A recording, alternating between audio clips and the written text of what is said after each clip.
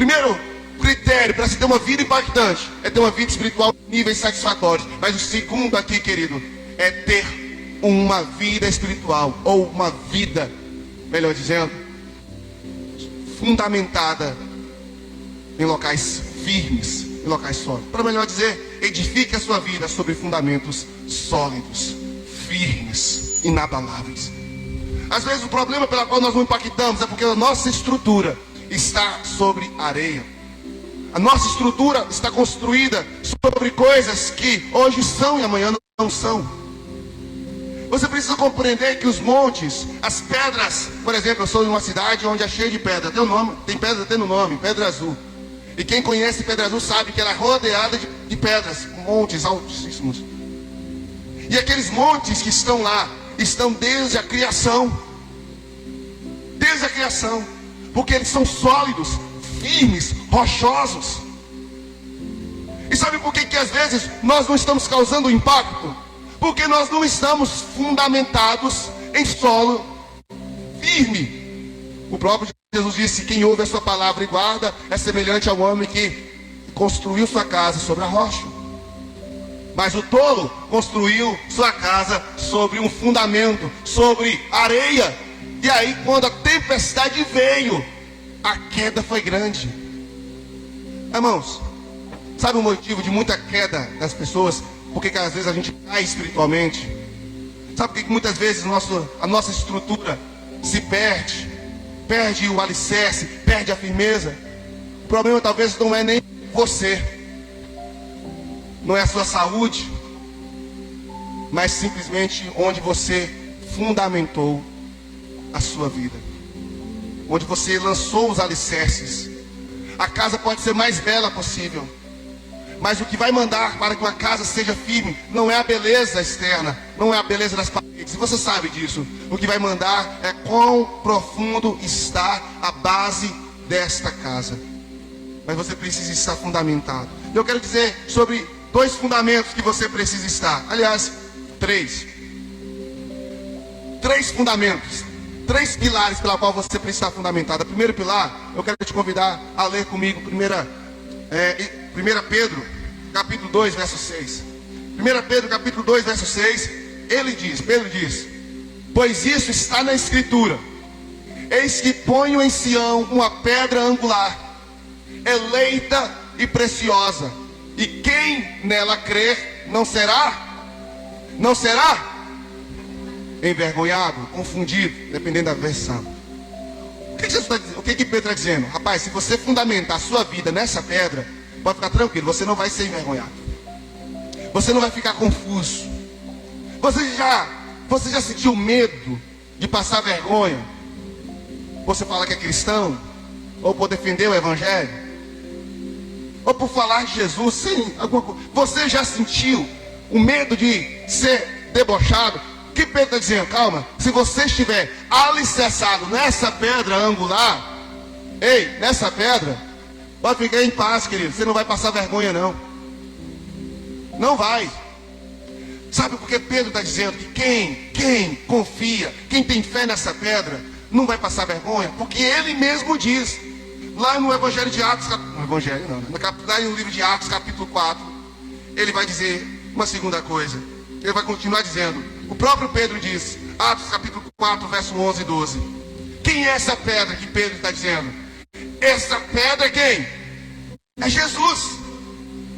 Este é a pedra que vocês, os construtores, rejeitaram. Mas ele veio ser a pedra angular.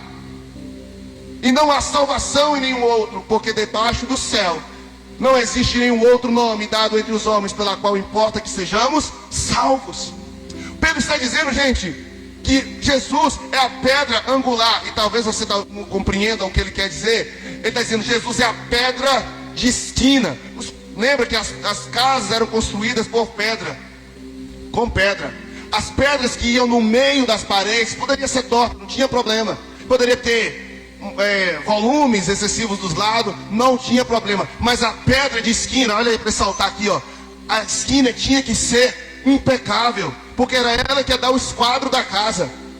Então as pedras de esquina eram muito mais caras, as pedras de esquina teriam que ser melhor trabalhadas. Então ele está dizendo, Jesus é a nossa rocha, Jesus é a pedra angular, é a pedra de esquina que vocês rejeitaram.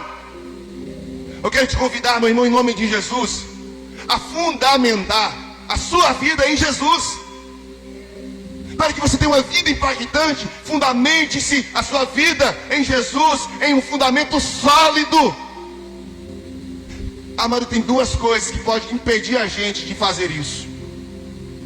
Várias, aliás, várias. Mas tem duas coisas em especial que pode estar sendo a causa pela qual você não está conseguindo fundamentar a sua vida em Jesus. A primeira dela são as suas crenças. E eu falei disso no sermão passado, não é isso? A história que você conta sobre si mesmo. Esse é talvez o primeiro problema. Porque por mais que a Bíblia está falando que Jesus, quando nós fundamentamos, quando Ele é a nossa rocha, quando nós estruturamos a nossa vida em Jesus, nós não passamos vergonha. Olha bem, só para você ter ideia, Jesus disse que o homem sábio edificou a casa sobre a rocha, e veio a tempestade e não fez nada para a casa. O que Jesus está falando? Quando a sua vida está sobre a rocha, você pode enfrentar a tempestade que for, que você vai continuar de pé. Então tem muitos de nós que falam, pastor, eu estou assim. E olha, a questão do vitimismo aí, também contado no sermão passado. Eu estou dessa forma porque é muita luta, pastor. É muito desafio, eu não aguento. Então eu quero te falar, meu irmão, se você está caindo diante das lutas, eu quero te perguntar, dá uma olhadinha nos seus fundamentos, porque pode ser que os seus fundamentos não estão em Jesus. Pode ser que a sua raiz não está em Jesus. Talvez a sua raiz está nas suas crenças. Talvez a sua raiz está na sua família. Talvez a sua raiz está no seu medo. Talvez as suas raízes está nos seus valores, nas suas crenças. E é por isso que quando a situação foge do seu controle, você se desaba. Então, para que eu possa impactar, além de eu ter uma vida espiritual satisfatória, eu preciso estar bem fundamentado. E somente em Jesus é que eu posso me encontrar. É em Jesus.